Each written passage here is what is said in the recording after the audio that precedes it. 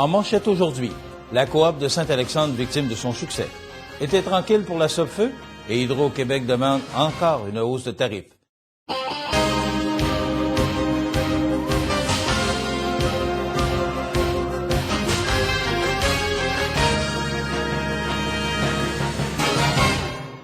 Mesdames et messieurs, bonjour et bienvenue aux actualités de ce mardi 12 août.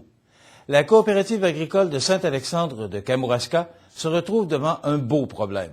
En 2006 et 2007, la coopérative a investi 1,25 million de dollars pour traiter et sécher le foin à fibre longue. Ces investissements visaient la vente aux producteurs de chevaux américains.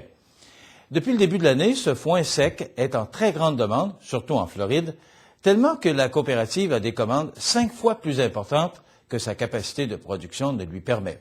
Écoutons le directeur général, Francis Castonguay.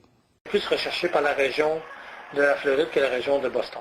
Okay. Parce qu'eux ont besoin ou veulent, en tout cas c'est peut-être pas un besoin comme une volonté, d'avoir un foin d'une qualité supérieure.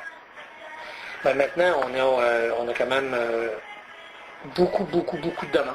Le carnet de commandes déborde par rapport à la capacité de production. À date, on a à peu près 5 fois, sans recherche, là, on a à peu près 5 fois la demande. Pour être en mesure de remplir ses commandes, la coopérative s'est associée avec la coopérative fédérée et avec 4 autres coopératives, soit Dinaco, Agriscar, Purdel et la Matapédienne.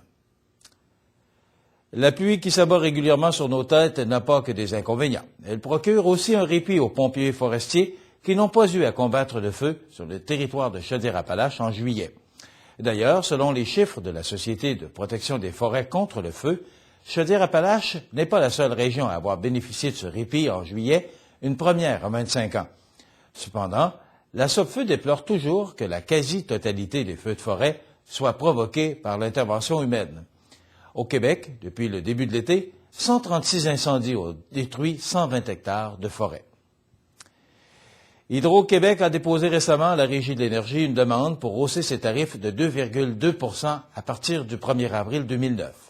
Si la Régie de l'énergie accorde à la Société d'État ce qu'elle demande, les augmentations représenteraient une hausse mensuelle de 1,13 $ pour un logement moyen, 2,70 $ pour une petite maison et 4,87 $ pour une grande maison.